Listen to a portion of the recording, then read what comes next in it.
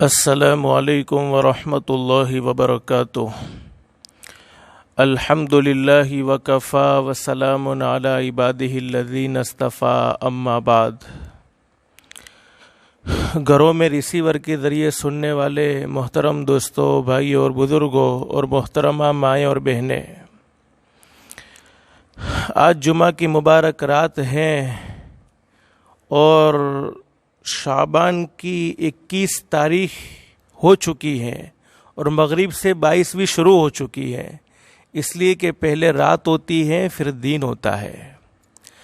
سب سے پہلے مجھے ایک بات آپ کو یہ بتلانی ہے کہ گزشتہ جمعے میں شب برات بھی تھی، گزشتہ جمعہ کی رات میں، تو اس وقت میں نے کچھ باتیں آپ کو بتلائی تھی۔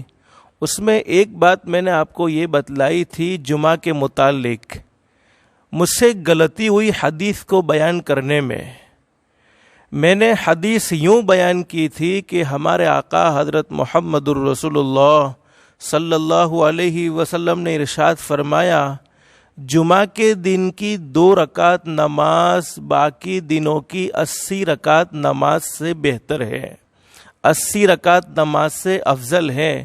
حدیث میں نے یوں بیان کی تھی، یہ مجھ سے غلطی ہو گئی۔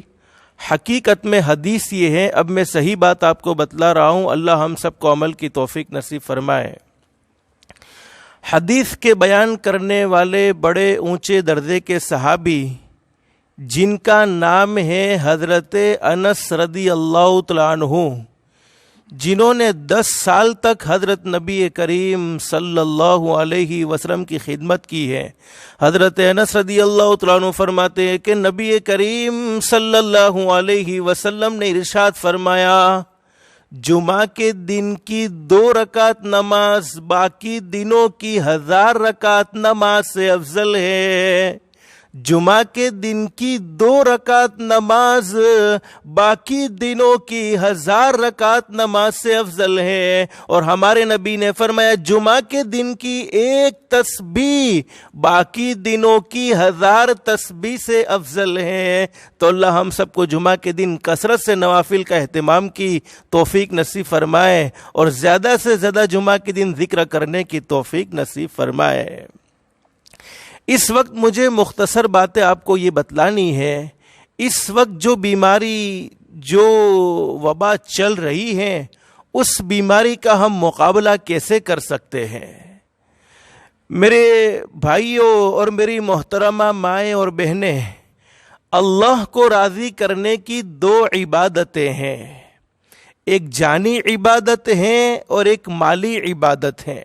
جانی عبادت جیسے نمازوں کا اہتمام، رمضان کے روزے کا اہتمام، یہ تو ضروری ہے، اسی طریقے سے نوافل کا اہتمام، اسی طریقے سے استغفار کی کثرت کا اہتمام، اسی طریقے سے درود پاک کا اہتمام، یعنی بدن سے کی جانے والی عبادات کو جانی عبادات کہتے ہیں۔ اور دوسری مالی عبادات ہے جو خرچ کرنے پر حاصل ہوتی ہے۔ تو اللہ کو راضی کرنے کے لیے جانی عبادتیں بھی کی جا سکتی ہیں اور مالی عبادتیں بھی کی جا سکتی ہیں، لیکن بہت سی مرتبہ ہمیں مشکل ہوتا ہے جانی عبادتیں کرنا، جیسے تہجد کی نماز کے لیے اٹھنا، اشراق کا اہتمام کرنا، چاشت کا اہتمام کرنا، یہ بہت سی مرتبہ ہمارے لیے مشکل ہوتا ہے۔ لیکن مالی عبادتیں مشکل نہیں ہے، جن کو اللہ نے مال دیا ہے، جن کو اللہ نے دولت دی ہے، وہ مال و دولت کے ذریعے بھی اللہ کو راضی کر سکتے ہیں اور اللہ سے اپنے تعلق کو قائم کر سکتے ہیں۔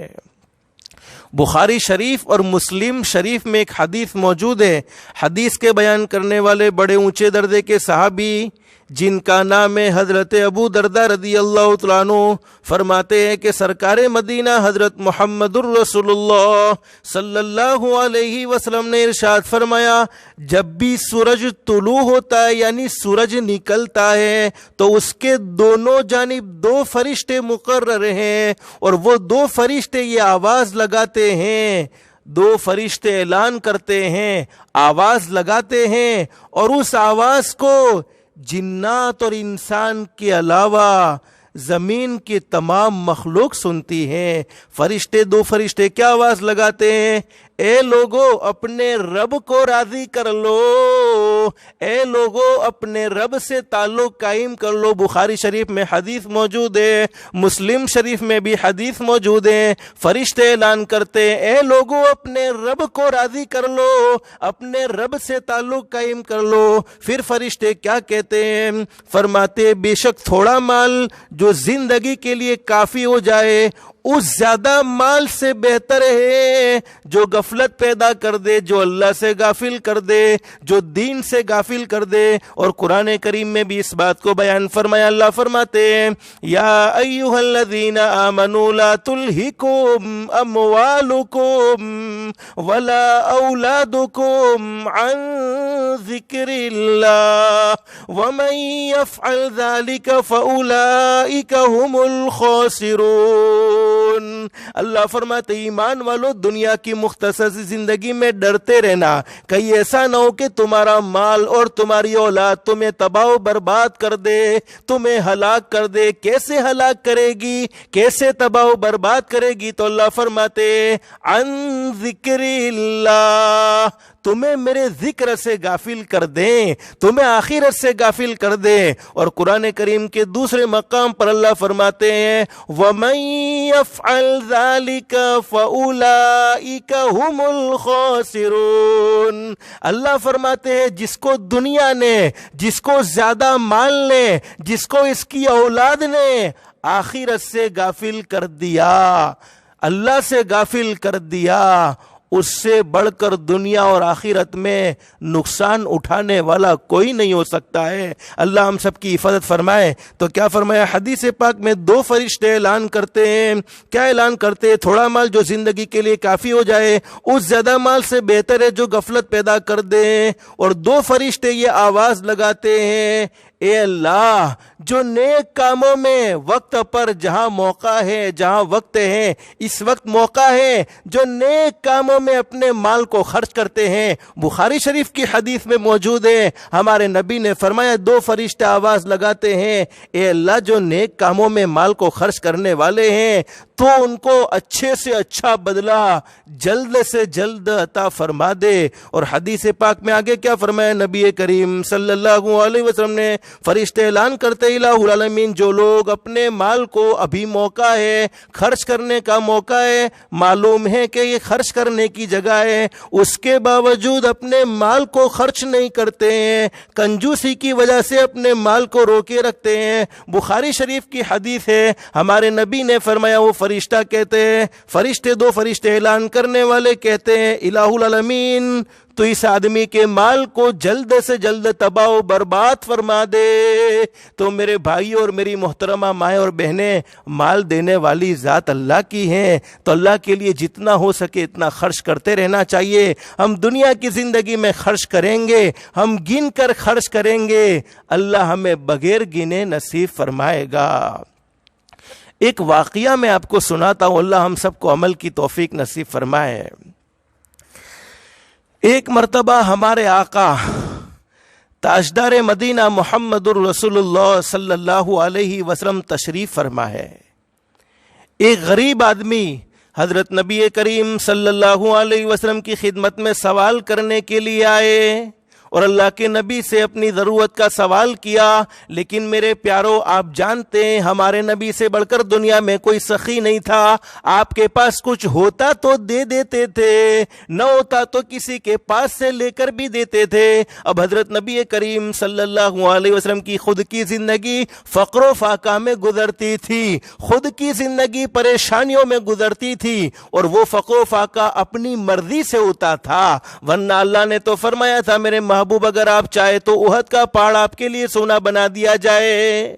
لیکن ہمارے نبی نے کیا فرمایا؟ اللہ میں نہیں چاہتا کہ میرے لیے احد کا پہاڑ سونے کا بن جائے، بلکہ میں تو چاہتا ہوں کہ مجھے ایک دن روزی ملے تو ایک دن فقر و فاقہ کرنا پڑے، جس دن مجھے روزی ملے گی اس دن میں تیرا شکر ادا کروں گا، اور جس دن مجھے فقر و فاقہ کرنا پڑے گا اس وقت میں صبر کروں گا، شکر کر کے میری امت کے مالداروں کو سبق سکھلاؤں گا، اور صبر کر کے میری امت کے غریبوں کو سبق سکھلاؤں گا۔ تو آپ نے تو ہر وقت امت کا خیال رکھا ہے، آپ سخی تھے، آپ کے پاس کچھ ہوتا تو آپ دے دیتے، نہ ہوتا تو کسی کا پتہ بتا دیتے۔ اب ہمارے نبی نے وہ مانگنے والے صاحب سے فرمایا کہ میرے پاس تو کچھ بھی نہیں ہے، لیکن میں تجھے ایک آدمی کا ایڈریس دیتا ہوں، ان کے گھر پر چلا جا، تجھے بہت سارا مال مل سکتا ہے۔ حضرت عثمان رضی اللہ تعالیٰ عنہ مدینے کے بڑے مالداروں میں شمار ہوتے ہیں۔ ہمارے نبی نے حضرت عثمان رضی اللہ تعالیٰ عنہ کا ایڈریس دے دیا۔ اب وہ سائل مانگنے والے حضرت عثمان رضی اللہ تعالیٰ عنہ کے گھر پر پہنچے ہیں۔ علماء فرماتے ہیں کہ حضرت عثمان رضی اللہ تعالیٰ عنہ اپنی بیوی سے لڑ رہے ہیں، اپنی وائف سے لڑ رہے ہیں، اور کس معاملے میں لڑ رہے ہیں؟ اس زمانے میں ایسی ٹیوب لائٹیں نہیں تھی، اس زمانے میں ایسی لائٹیں نہیں تھی، اس زمانے میں ہوتا ایسا تھا کہ وہ دیا ہوتا تھا، جس کو ہماری گجراتی زبان میں دیو کہتے ہیں، دیا ہوتا تھا جس میں رسی ڈالتے تھے اور تیل ڈالتے تھے اور جلاتے تھے، اس سے روشنی ہوتی تھی۔ تو حضرت عثمان رضی اللہ تعالیٰ عنہ اپنی بیوی سے لڑ رہے ہیں، کس معاملے میں؟ کہ تو نے دیے میں، یعنی وہ چراغ جو جلایا جاتا ہے اس میں تو نے رسی کو موٹا یعنی جاڑا کیوں رکھا؟ اس لیے کہ جب رسی موٹی ہوگی، جاڑی ہوگی تو تیل زیادہ استعمال ہوگا۔ اب وہ سائل باہر سے سن رہے ہیں حضرت عثمان رضی اللہ تعالیٰ کا جھگڑا اپنی بیوی سے۔ تو سائل کے دل میں خیال آ گیا کہ اللہ کے نبی نے مجھے کیسے غریب آدمی کے پاس اور کیسے کنجوس آدمی کے پاس بھیجا ہے کہ جو اتنے سے معاملے میں اپنی بیوی سے لڑتا ہے تو وہ میری کیا مدد کرے گا؟ لیکن بھیجا کس نے تھا؟ ہمارے آقا تاجدار مدینہ محمد الرسول اللہ صلی اللہ علیہ وسلم نے۔ اب دل میں یہ خیال کر کے حضرت عثمان رضی اللہ تعالیٰ کا دروازہ کھٹکھٹایا، حضرت عثمان رضی اللہ تعالیٰ سے اپنی ضرورت کا سوال رکھا۔ پھر حضرت عثمان رضی اللہ تعالیٰ نے جب سوال کو سنا تو اس سائل نے جتنا مانگا تھا اس سے کئی گنا زیادہ حضرت عثمان رضی اللہ تعالیٰ نے مانگنے والے کو دیا۔ لیکن مانگنے والے کو یہ سمجھ میں نہیں آیا کہ ابھی تو تھوڑی دیر پہلے اپنی بیوی سے ایک چراغ کے معاملے میں، ایک دیوے کے معاملے میں رسی کو موٹا کیوں رکھا، اس معاملے میں لڑ رہے تھے، اور جب میں نے مدد کا سوال کیا تو میری مدد تو بہت ہائی کوالٹی کی ہو گئی، امید سے بھی زیادہ ہو گئی۔ لیکن میرے پیاروں، صحابہ کرام دلوں کے بڑے صاف تھے، صحابہ کرام دلوں کے بڑے پاک تھے، جو کچھ دل میں ہوتا تھا وہ زبان پر ظاہر کر دیتے تھے۔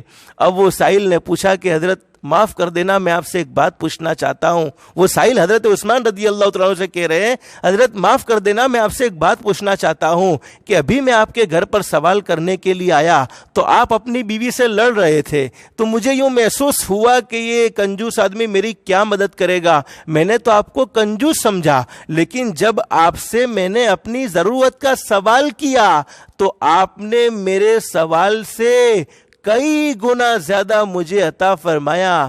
آخر بات کیا ہے؟ اب حضرت عثمان رضی اللہ تعالیٰ کا جواب سنو، کیا خوبصورت جواب دیا ہے۔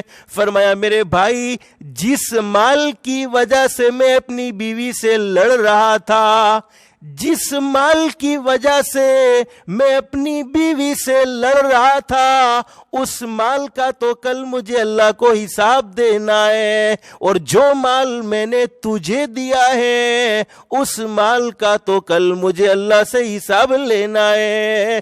فرق سمجھ میں آیا؟ یعنی خود خرچ کرنے والے مال کا تو اللہ کو حساب دینا ہے، اور دوسروں پر جو مال خرچ کیا ہے اس کا تو کل اللہ سے حساب لینا ہے۔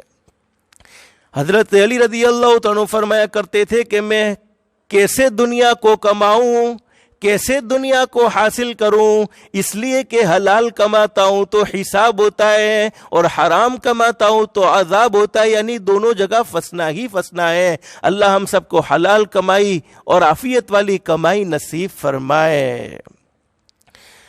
میرے بھائیوں اور میری محترمہ مائیں اور بہنیں، اللہ سے دل سے دعا کر لو، یہ شعبان کا مبارک مہینہ ہے، جمعہ کی مبارک رات ہے، اللہ ہم سب کو بیت اللہ کی حاضری نصیب فرما دے، ادب کے ساتھ اخلاص کے ساتھ نصیب فرما دے۔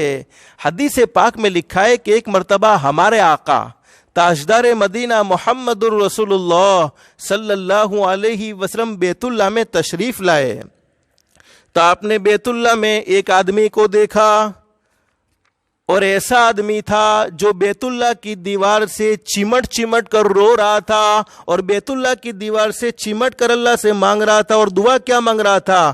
اے الہ العالمین، اس گھر کی حرمت کے صدقے، یعنی بیت اللہ کی حرمت اور عظمت کے صدقے میرے گناہوں کو معاف فرما دے۔ آج بھی کئی حاجی جاتے، اللہ ہر ایک کی حاضری کو قبول فرما لے، کئی حاجی جاتے بیت اللہ کی دیوار سے چمٹ چمٹ کر روتے ہیں، اپنے گناہوں کی معافی مانگتے ہیں، اپنی بدعمالیوں کی معافی مانگتے ہیں۔ اب نبی کریم صلی اللہ علیہ وسلم بیت اللہ میں تشریف لائے اور ایک ایسے آدمی کو دیکھا جو بیت اللہ کی دیوار سے چمٹ چمٹ کر رو رہا تھا اور یہ دعا کر رہا تھا، اے الہ العالمین، اس گھر کی یعنی بیت اللہ کی حرمت اور عظمت کے صدقے میرے گناہوں کو معاف فرما دے۔ حضرت نبی کریم صلی اللہ علیہ وسلم نے اس آدمی کی دعا کو سن لیا تو حضرت نبی کریم صلی اللہ علیہ وسلم نے اس آدمی سے فرمایا، اللہ کے بندے، اپنی حرمت کے واسطے سے دعا مانگو۔ ہمارے نبی نے کیا فرمایا؟ اللہ کے بندے، اپنی حرمت کے، اپنی عظمت کے واسطے سے دعا مانگو۔ اللہ تعالیٰ کے یہاں مومن کی حرمت و عظمت بیت اللہ کی حرمت سے کئی گنا زیادہ بڑھ کر ہے۔ اب وہ دعا مانگنے والا عرض کرنے لگا، یا رسول اللہ صلی اللہ علیہ وسلم، میں بہت بڑا گنہگار ہوں، بہت بڑا خطاوار ہوں۔ حضور اقدس صلی اللہ علیہ وسلم کو اپنی امت سے محبت تھی۔ ہمارے نبی نے محبت میں پوچھا، بتا میرے بھائی، تو نے ایسا کون سا گناہ کیا ہے کہ تو بیت اللہ کو چمٹ چمٹ کر رو رہا ہے، اللہ سے معافی مانگ رہا ہے؟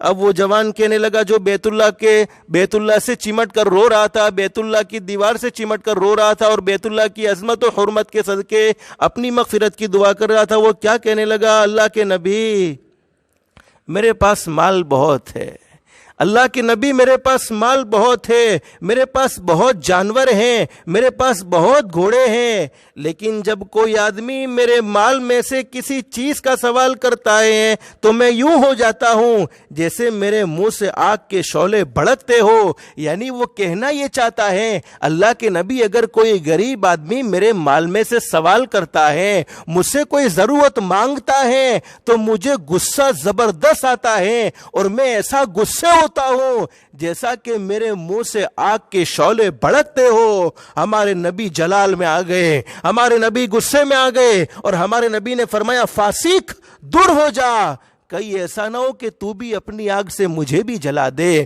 پھر ہمارے نبی نے قسم کھا کر فرمایا، اس ذات کی قسم جس کے قبضے میں محمد کی جان ہے، ہمارے نبی نے قسم کھا کر فرمایا، اے اللہ کے بندے، سن لے، اگر تو 1000 برس تک روزے رکھے گا اور ہزاروں برس تک نمازیں پڑھتا رہے گا مگر کنجوسی کی حالت میں مر جائے گا، کنجوسی کی حالت میں دنیا سے جائے گا، تو یقیناً اللہ رب العالمین تجھے جہنم میں پہنچائیں گے، اور حدیث پاک کے الفاظ تجھے جہنم میں الٹا لٹکائیں گے۔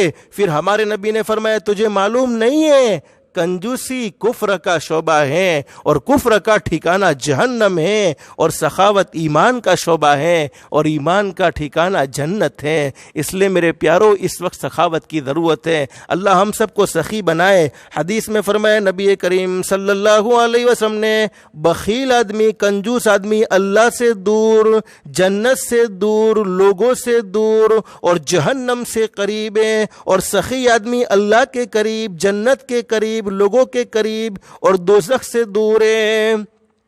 ایک حدیث میں ہمارے نبی نے فرمایا، اپنے مالوں کو زکوٰۃ کے ذریعے محفوظ کر لو، یعنی تم زکوٰۃ ادا کرو گے تو تمہارا مال محفوظ رہے گا، مال ضائع نہیں ہوگا، اور اپنے بیماروں کا صدقے کے ذریعے علاج کر لو، اور قسم قسم کی بیماریاں، قسم قسم کی آفات کا مقابلہ دعاؤں سے کرو۔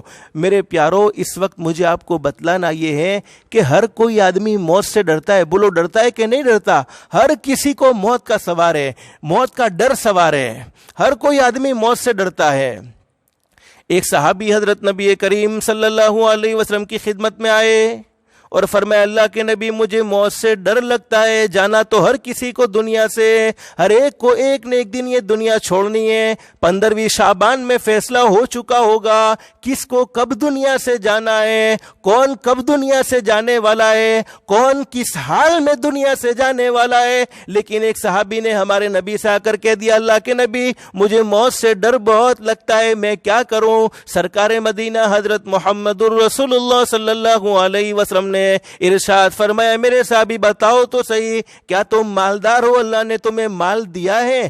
صحابی نے کہا ہاں اللہ کا فضل ہے اللہ کے نبی، اللہ نے مجھے مالدار بنایا ہے۔ ہمارے نبی نے فرمایا اس مال کو اللہ کی راہ میں خرچ کرتے رہو، اس مال کو غریبوں کی مدد میں خرچ کرتے رہو، اس مال کو ضرورت مندوں کی مدد میں خرچ کرتے رہو، موت کا ڈر دل سے نکل جائے گا۔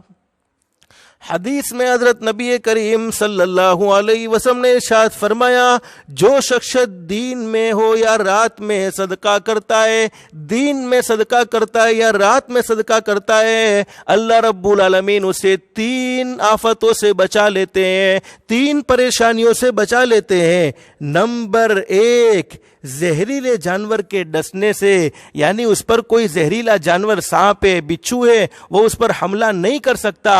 اور نمبر 2 دیوار کے تلے چھت کے تلے دب کر مرنے سے، اللہ نہ کرے کوئی آسمانی آفت یا آسمانی عذاب آ جاوے جیسے بھوکم وغیرہ اور دیوار گر جاوے، چھت گر جاوے، صدقہ کرنے والا دیوار اور چھت کے گرنے سے، یعنی غریبوں کی مدد کرنے والا دیوار اور چھت کے گر کر دب کر مرنے سے محفوظ رہتا ہے۔ اور تیسری بات بیان فرمائی نبی کریم صلی اللہ علیہ وسلم نے، وہ اچانک کی موت سے محفوظ رہتا ہے۔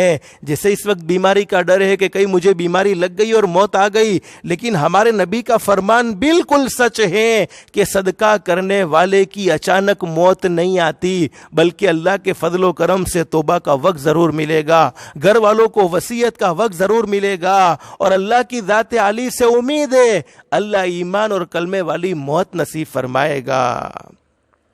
حضرت ابو ہریرہ رضی اللہ تعالیٰ عنہ فرماتے سرکار دو عالم صلی اللہ علیہ وسلم نے ارشاد فرمایا صدقہ کرنے سے کبھی مال کم نہیں ہوتا، یعنی بڑھتا رہتا ہے، اور جو شخص کسی ظلم کو معاف کرتا ہے یعنی ظالم کو معاف کر دیتا ہے، اللہ رب العالمین دنیا اور آخرت میں اس کی عزت کو بڑھا دیتے ہیں۔ جو شخص اللہ کے لیے تواضع اختیار کرتا ہے یعنی اپنے آپ کو چھوٹا سمجھتا ہے، اللہ اس کو دنیا اور آخرت میں بلند فرما دیتے ہیں۔ اللہ ہم سب کو صدقے کا اہتمام کی توفیق نصیب فرمائے۔ اسی مناسبت سے میں ایک حدیث آپ کو سناتا ہوں، ترمذی شریف میں حدیث موجود ہے۔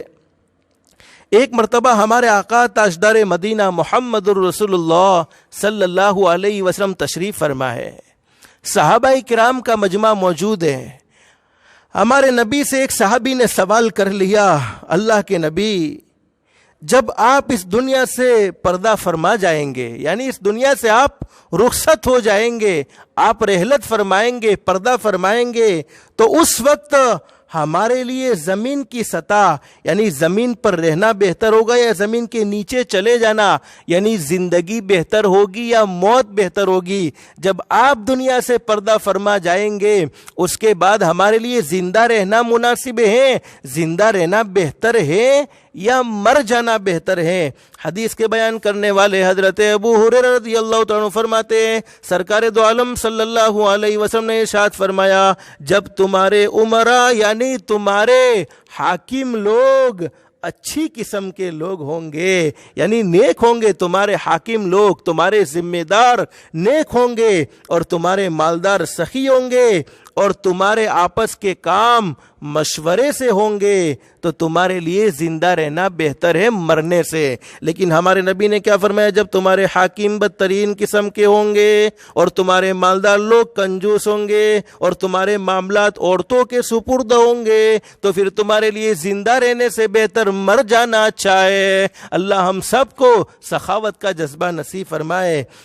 ایک حدیث میں حضرت نبی کریم صلی اللہ علیہ وسلم نے ارشاد فرمایا، جب کوئی قوم بدعہدی کرتی ہے یعنی وعدہ خلافی کرتی ہے تو اللہ رب العالمین انہیں قتل اور خون میں مبتلا کر دیتے ہیں، یعنی وہ آپس میں لڑتے رہتے ہیں، آپس میں جھگڑتے رہتے ہیں۔ اور جب کسی قوم میں بے حیائی پھیل جاتی ہے، جب کسی قوم میں بے حیائی، زنا کاری، بدکاری پھیل جاتی ہے تو اللہ رب العالمین ان پر موت کو مسلط فرما دیتے ہیں، یعنی وہاں موتیں زیادہ ہونے لگتی ہیں۔ اور جب کوئی قوم اپنی زکوٰۃ کو روک لیتی ہے تو اللہ رب العالمین اس قوم سے بارش کو روک لیتے ہیں۔ اس لیے میرے پیارو، اللہ کے لیے وقت ابھی ہے، زندگی باقی ہے، لیکن زندگی ملی ایک مرتبہ ہے۔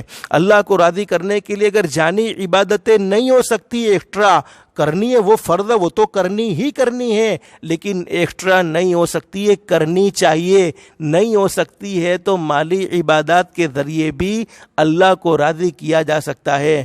اس وقت لاک ڈاؤن کی وجہ سے بہت سے لوگ ایسے ہوں گے جن کے پاس کھانے کو کچھ نہیں ہوگا، جو بیچارے غریب ہوں گے۔ غریب تمہارے دروازے پر سوال کرے یہ نہیں دیکھنا ہے، بلکہ تمہیں فکر کرنی ہے کوئی غریب ایسا تو نہیں ہے جو بھوکا سویا ہے، کوئی غریب ایسا تو نہیں ہے جو بھوک کی وجہ سے تڑپ تڑپ کر سویا ہے۔ میرے پیارو، جس وقت ہم کھانا کھاتے ہیں، کچھ دیر لیٹ ہو جاتے ہیں کھانے میں، تو ہم اپنی پیٹ کی کیفیت کو خود جان سکتے ہیں۔ وہ لوگ بھی تو ہوں گے جن کے پاس کچھ نہیں ہوگا، اب وہ مزدوری بھی کرنے کے قابل نہیں رہے ہوں گے لاک ڈاؤن کی وجہ سے، تو ان کی ضرورتیں بھی ہیں، وہ بھی تو انسان ہے۔ لیکن ایک بات میں آپ کو صاف کہنا چاہتا ہوں، اگر نفلی صدقہ کرتے ہو تو اس میں مذہب کو بھی دیکھنے کی کوئی ضرورت نہیں ہے۔ انسان دیکھو، انسان دیکھو، انسان کو خوش کرو، مذہب کو دیکھنے کی ضرورت نہیں ہے۔ میرے بھائیوں اور میری محترمہ مائیں اور بہنیں، ایک مرتبہ ہمارے نبی حضرت محمد الرسول اللہ صلی اللہ علیہ وسلم تشریف فرما ہے۔ حضرت نبی کریم صلی اللہ علیہ وسلم کے سامنے صحابہ کرام کا مجمع بھی موجود ہے۔ ہمارے نبی حضرت محمد الرسول اللہ صلی اللہ علیہ وسلم نے صحابہ کرام سے فرمایا، میرے صحابہ کرام، فقراء کی، غریبوں کی پہچان کثرت سے رکھا کرو، یعنی غریبوں سے دوستی کر لو، غریبوں پر احسانات کیا کرو، غریبوں کے ساتھ حسن سلوک کیا کرو، اس لیے کہ ان کے پاس بہت بڑی دولت ہے۔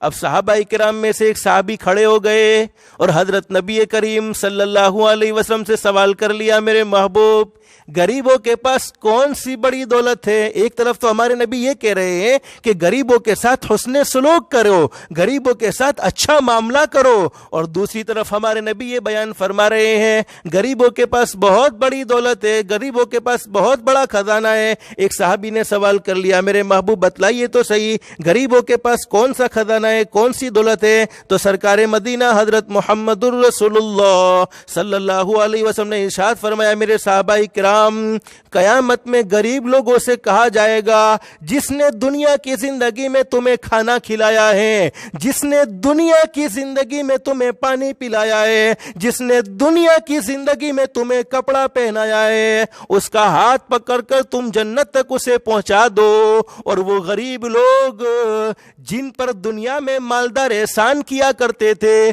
وہ غریب لوگ مالداروں کو ڈھونڈ ڈھونڈ کر، ہاتھ پکڑ کر جنت میں پہنچائیں گے۔ اللہ ہم سب کو بھی جنت الفردوس کا داخلہ نصیب فرمائے۔ ایک حدیث میں ہمارے نبی نے فرمایا، اللہ رب العالمین قیامت میں جس وقت کوئی کسی کے کام آنے والا نہیں، یوم یفر المرء من اخیہ و امہ و ابیہ و صاحبتہ و بنیہ، اللہ فرماتے قرآن کریم میں قیامت میں کوئی کسی کے کام نہیں آئے گا، کوئی کسی کا ساتھ نہیں دے گا۔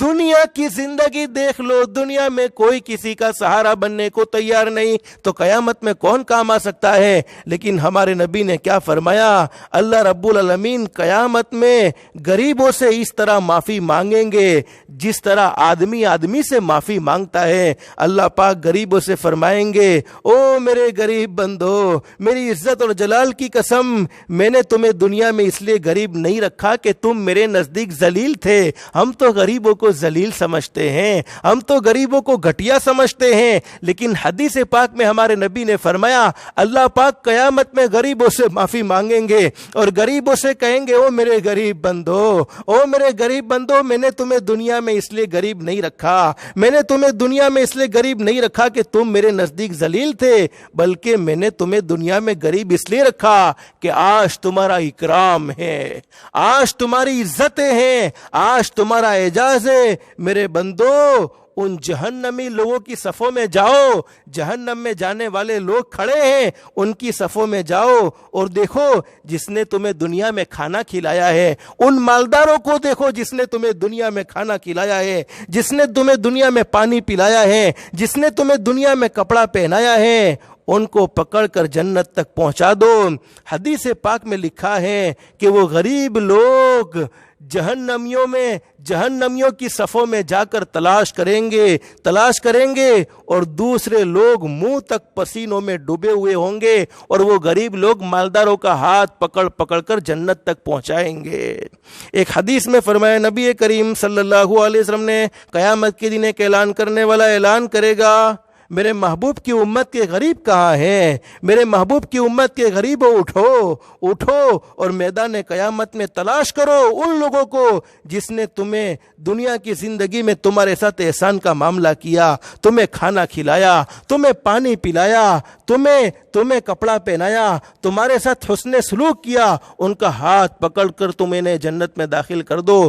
غریب لوگ اٹھیں گے اور جائیں گے اور کسی کا ہاتھ پکڑ کر کہیں گے، کسی کا ہاتھ پکڑ کر کہیں گے اللہ اس نے مجھے کھانا کھلایا تھا، کوئی کہے گا اللہ اس نے مجھے پانی پلایا تھا، کوئی کہے گا اللہ اس نے میرے ساتھ احسان کا معاملہ کیا تھا، کوئی کہے گا اللہ اس نے میری فلانی ضرورت پوری کی تھی۔ اللہ فرمائیں گے میرے بندو جن لوگوں کو تم جنت میں لے جانا چاہتے ہو ہاتھ پکڑ کر جنت میں پہنچا دو۔ تو میرے پیارو اس وقت وہ جنت کمانے کا موقع ہے۔ اللہ ہم سب کو اس موقع کی قدردانی کی توفیق نصیب فرمائے۔ اور ایک بات یاد رکھو، مال ہمارا نہیں ہے، قرآن کریم میں موجود ہے وفی اموالہم معلوم حق معلوم وفی اموالہم، کیا ہے وفی اموالہم معلوم حق للسائل والمحروم۔ اللہ قرآن کریم میں فرماتے ہیں مالداروں کے مال میں غریبوں کا بھی حصہ ہے، اور مال ہمارا نہیں ہے۔ اللہ جس کو چاہے غریب بنائے، جس کو چاہے فقیر بنائے، یہ اللہ کی حکمتیں ہیں، یہ اللہ نے اپنے فیصلے سے یہ طے کیا ہے۔ اللہ جس کو چاہے مالدار بنائے، سب مالدار ہوتا تو مزدور کون ہوتا؟ پھر دنیا کا نظام بگڑ جاتا۔ تو اللہ نے جس کو مناسب سمجھا اس کو مالدار بنایا، جس کو مناسب سمجھا اس کو اللہ نے غریب بنایا۔ لیکن اس وقت ہم غریبوں کی مدد کریں تو اپنی ضرورت سمجھ کر کریں۔ وفی اموالہم حق معلوم وفی اموالہم حق معلوم للسائل والمحروم۔ اللہ قرآن کریم میں فرماتے مالداروں کے مال میں ہم نے غریبوں کا بھی حق رکھا ہے۔ ایک حدیث میں فرمایا نبی کریم صلی اللہ علیہ وسلم نے، جو شخص کسی جاندار جو بھوکا ہے اس کو کھانا کھلائے گا، اللہ رب العالمین اس کو جنت کے بہترین کھانوں میں سے کھانا کھلائے گا۔ ایک حدیث میں فرمایا نبی کریم صلی اللہ علیہ وسلم نے، جس گھر سے لوگوں کو کھانا کھلایا جاتا ہے خیر و برکت اس گھر میں تیزی سے بڑھتی چلی جاتی ہے، یہاں تک کہ ہمارے نبی فرماتے ہیں ایسی تیزی سے خیر و برکت بڑھتی ہے جیسی تیزی سے چھری اونٹ کی کوہان میں چلتی ہے۔ میرے بھائیو، اللہ ہم سب کو سخاوت کا جذبہ نصیب فرمائے۔ حضرت عبداللہ ابن مبارک رحمۃ اللہ علیہ بڑے زبردست ولی کامل گزرے ہیں۔ وہ اچھی کھجوریں دوسروں کو کھلاتے تھے اور فرماتے تھے کہ جو زیادہ کھائے گا اس کو ایک کھجور کے بدلے 1 درہم دیا جائے گا۔ ایک حدیث میں فرمایا نبی کریم صلی اللہ علیہ وسلم نے، قیامت کے دن ایک اعلان کرنے والا اعلان کرے گا، کہاں ہیں وہ لوگ جنہوں نے فقیر اور مسکینوں کا اکرام کیا؟ آج تم جنت میں اس طرح داخل ہو جاؤ کہ نہ تم پر کسی قسم کا خوف ہے۔ اللہ قیامت میں اعلان کروائیں گے، اعلان کرنے والا اعلان کرے گا، غریبوں کی مدد کرنے والے، مسکینوں کی مدد کرنے والے جنت میں اس طرح داخل ہو جاوے، نہ تم پر کسی قسم کا خوف ہے، نہ تم غمگین۔ اور ایک اعلان کرنے والا اعلان کرے گا، کہاں ہیں وہ لوگ جنہوں نے بیمار، فقیر اور غریبوں کی عیادت کی، یعنی ان کی دیکھ بھال کی؟ آج وہ نور کی ممبر پر بیٹھ جائے، اللہ رب العالمین ان سے باتیں کرنا چاہتے ہیں. اللہ رب العالمین ان سے باتیں کرے گا اور دوسرے لوگ حساب کی سختی میں مبتلا ہوں گے. حدیث میں فرمایا نبی کریم صلی اللہ علیہ وسلم نے اللہ کے نزدیک سب اعمال سے زیادہ محبوب کسی مسلمان کو خوش کرنا ہے, یا اس پر سے غم کا ہٹانا, یا اس کا قرض ادا کر دینا ہے, یا بھوک کی حالت میں اس کو کھانا کھلا دینا ہے. یعنی یہ سب اعمال اللہ کے نزدیک پسندیدہ ہے, اس میں سے جو بھی ہو سکے اس عمل کو کرتے رہنا ہے. حدیث میں فرمایا نبی کریم صلی اللہ علیہ وسلم نے جو شخص اپنے کسی مسلمان بھائی کی دنیاوی ضرورتوں کو پوری کرتا ہے, اللہ رب العالمین اس کی 72 یعنی 72 ضرورتیں پوری فرماتے ہیں, جن میں سب سے ہلکی اور چھوٹی ضرورت یہ ہے کہ اللہ اس کے گناہ کو معاف فرما دیتے ہیں. اس لیے یہ جنت کمانے کا موقع ہے. غریبوں کی ہر وقت فکر کیا کرو. کوئی ہمارا رشتہ دار ہے تو اس کی بھی فکر کرو, ہمارا پڑوسی ہے اس کی بھی فکر کرو. اور میرے پیارو, مومن کے دل خوش کرنے پر اللہ رب العالمین کی طرف سے انعام کیا ملتا ہے؟ ایک حدیث میں فرمایا نبی کریم صلی اللہ علیہ وسلم نے جو کسی مسلمان کے دل کو خوش کرتا ہے, جو کسی مومن کے دل کو خوش کرتا ہے, دل کو خوش کرنے کی برکت سے اللہ رب العالمین ایک فرشتے کو پیدا فرماتے ہیں. چاہے کھانا کھلا کر دل خوش کر دیا, چاہے حسن سلوک کر کے دل خوش کر دیا, چاہے اچھا بول بول کے دل کو خوش کر دیا. حدیث پاک میں لکھا ہے کہ جو کسی مومن کے دل کو خوش کرتا ہے, خوش کرنے کی برکت سے اللہ رب العالمین ایک فرشتہ پیدا فرماتے ہیں, اور وہ فرشتہ قیامت تک اللہ کی تعریف کرتا رہے گا, اللہ کی عبادت کرتا رہے گا, اللہ کی حمد و ثنا کرتا رہے گا, اور اس تعریف کا ثواب دل خوش کرنے والے بندے کو بھی ملے گا.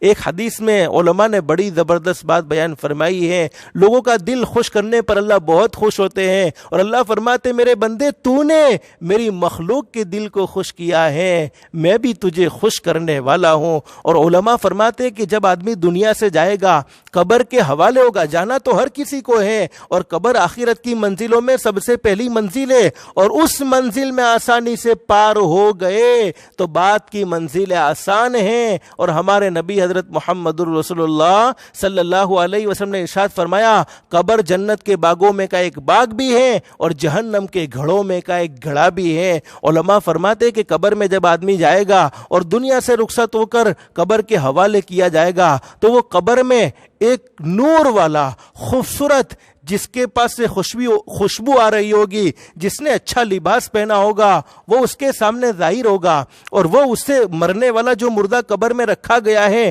وہ بھی اس سے خوش ہو جائے گا, اس کو اس سے بھی انسیت ہو جائے گی. تو وہ سوال کرے گا اللہ کے بندے تو کون ہے, تو میری قبر میں کیسے آ گیا, اتنا خوبصورت, مجھے تجھ سے محبت ہو گئی, تیرے پاس سے خوشبوئیں آ رہی ہیں, تو اچھے کپڑے پہن کر آیا, تو ہے کون؟ تو وہ کہے گا اللہ کے بندے تو نے دنیا میں فلانے وقت میں فلانے کا دل خوش کیا تھا, اس وقت اللہ نے مجھے پیدا کیا تھا, آج میں قبر میں تیری ڈر کو ختم کروں گا اور تجھے کمپنی دوں گا, انسیت پیدا ہوگی, تجھے وحشت نہیں ہونے دوں گا. تو میرے بھائیوں اور میری محترمہ مائیں اور بہنیں, جانی عبادتیں کرنی چاہیے. یہ بیماری کو معمولی نہ سمجھو. مسجدوں میں آنا بند ہو گیا, کیوں ہوا؟ اگرچہ ہم گھروں میں نماز پڑھتے ہیں لیکن ہر وقت اپنے کا ایک معمول بنا لو. میں موبائل اور انٹرنیٹ کا استعمال کرنے سے آپ کو نہیں روکتا ہوں, میں نیوز دیکھنے سے, نیوز سننے سے آپ کو نہیں روکتا ہوں. دنیاوی معلومات ضرور حاصل کرو, چونکہ دنیا میں کیا ہو رہا ہمیں کیسے پتا چلے گا؟ اگر ہم نے اپنے موبائل کو بند کر دیا, اپنے انٹرنیٹ کو بند کر دیا, تو دنیا میں ہو کیا رہا ہے وہ ہمیں کیسے پتا چلے گا؟ لیکن اپنے اوقات کو نظام الاوقات بناؤ. نظام الاوقات جیسے فجر میں اٹھے, نماز کا اہتمام, فجر کی نماز کو پڑھ لیا, اس سے پہلے اللہ توفیق دے دے تہجد کی نماز کا اہتمام کرو. اسی طریقے سے فجر کی نماز کے بعد سورہ یاسین کا اہتمام کرو. اس کے بعد کچھ وقت مقرر کر لو اللہ کے ذکر کے لیے, جیسے صبح شام کی 3 تسبیحات ہے, قرآن کریم کے پارے کی جو تلاوت ہے, ان تلاوت کو اور اپنے سارے معمول کو ختم کرنے کے بعد پھر آپ موبائل کا بھی استعمال کر سکتے ہیں, انٹرنیٹ کا بھی استعمال کر سکتے ہیں. لیکن ایسا نہ ہو کہ لاک ڈاؤن کی وجہ سے, گھروں میں رہنے کی وجہ سے ہم اتنے سست بن جائے کہ اللہ کو یاد کرنے کی ہمیں توفیق تک نہ ملے. ایسا نہیں ہونا چاہیے. تو اللہ کو جانی عبادات سے بھی راضی کیا جا سکتا ہے. جانی عبادتوں میں اس وقت سب سے زیادہ جو اللہ کو پسند آئے گی ہوگی، استغفار کثرت سے پڑھا کرو، استغفر اللہ الذی لا الہ الا هو الحی القیوم واتوب الیہ، اور گھر والے سب مل کر نستغفر اللہ نستغفر اللہ نستغفر اللہ یہ بھی پڑھتے رہیں گے تو اللہ حالات کو دور کر دے گا۔ جمعہ کی مبارک رات ہے، درود شریف کا بھی اہتمام کرو، اور جانی عبادتیں بھی اللہ کو پسند ہے، اور مالی عبادات، کسی غریب کی مدد کر دو، کسی کو کھانا کھلا دو، کسی کے ساتھ حسن سلوک کا معاملہ کر دو، یہ نیکی بھی کام آنے والی ہے۔ خیر، میں نے جو باتیں بتلائی، اللہ سب سے پہلے مجھے عمل کی توفیق نصیب فرمائے، پھر آپ کو عمل کی توفیق نصیب فرمائے۔ اللہ سے دل سے دعا کر لو، جتنی گھڑی زندگی کی باقی ہے، جو زندگی کی گھڑی غفلت میں گزر گئی ہے، اللہ ہم سب کو معاف فرما دے، اور زندگی کی جتنی قیمتی گھڑی باقی ہے ان گھڑیوں کو اللہ کے احکام کے مطابق اور نبی کریم صلی اللہ علیہ وسلم کے طریقے کے مطابق گزارنے کی ہم سب کو توفیق اور سعادت نصیب فرمائے۔ اور میرے پیارو، کورونا وائرس سے ڈرنے کی کوئی ضرورت نہیں ہے، موت کا ایک وقت فکس ہے، وہ کسی نہ کسی بہانے سے آ کر رہے گی۔ اس کا مطلب یہ نہیں کہ رولز کو توڑنا ہے، رولز کو بھی ضرور فالو کرو، لیکن دماغ میں ٹینشن سوار کرنے کی ضرورت نہیں ہے۔ بلکہ علماء نے لکھا ہے، حضرت شیخ سعدی رحمۃ اللہ علیہ فرماتے ہیں کہ جب بچہ دنیا میں آتا ہے تو ایسے آتا ہے کہ وہ روتا ہے اور گھر والے اس کے رونے کو دیکھ کر ہنستے ہیں۔ بچہ چیخ چیخ کے روتا ہے جب دنیا میں آتا ہے، گھر والے اس کے رونے کو دیکھ کر ہنستے ہیں اور خوش ہوتے ہیں اور مٹھائیاں تقسیم کرتے ہیں۔ لیکن جب یہی بچہ جوان ہونے کے بعد اپنی ساری زندگی کو اللہ کے احکام کے مطابق گزارتا ہے، نبی کریم صلی اللہ علیہ وسلم کے طریقے کے مطابق گزارتا ہے، تو وہ دنیا سے ہنستے ہنستے جاتا ہے اور گھر والے روتے رہ جاتے ہیں۔ تو اعمال زندگی میں ایسے کرو کہ موت آئے تو ہم دنیا کو ہنستے ہنستے چھوڑ رہے ہو، فرشتے ہمارا استقبال کر رہے ہو۔ تو یہ ساری صفتیں حاصل کرنے کے لیے اپنے گھر میں عبادت کے لیے جو وقت خاص ہے، ان خاص وقت کے ساتھ ساتھ کچھ زیادہ ایکسٹرا بھی کرتے رہو، جیسے ذہنی عبادت کے ساتھ مالی عبادات کو بھی بڑھاؤ، جس کی برکت سے اللہ رب العالمین ہم سے پریشانیوں کو دور رکھے گا۔ اسی وقت میں نے بتلایا تھا آپ کو کہ صدقے سے سب سے بڑی پریشانی دور یہ ہوتی ہے، اللہ پاک بیماریوں سے محفوظ رکھتا ہے۔ اور میں نے آپ کو حدیث پاک سنا دی، اچانک کی موت سے محفوظ رہیں گے ہم، یقین کے ساتھ ہمارے نبی کی بات پر یقین کرتے ہوئے صدقہ کریں گے۔ اللہ کی ذات عالی سے امید ہے دنیا کی کوئی طاقت ہمیں بیماری میں مبتلا نہیں کر سکتی، اور نہ ہم ہوں گے انشاءاللہ، اس لیے کہ ہم سب کا عقیدہ اور ہم سب کا ایمان ہے، سب کچھ ہو سکتا ہے لیکن ہمارے نبی کی باتیں غلط نہیں ہو سکتی۔ اللہ ہم سب کو ہمارے نبی کی باتوں پر یقین نصیب فرما دے اور ہمارے نبی کی باتوں پر عمل کی توفیق نصیب فرما دے۔ اللہ ہم سب کو اللہ کے احکام کے مطابق اور نبی کریم صلی اللہ علیہ وسلم کے طریقے کے مطابق زندگی گزارنے کی توفیق نصیب فرما دے۔ اللہ ہم سب کو کہنے سننے سے زیادہ اخلاص، استخلاص اور استقامت کے ساتھ عمل کی توفیق نصیب فرمائے۔ وآخر دعوانا ان الحمد للہ رب العالمین۔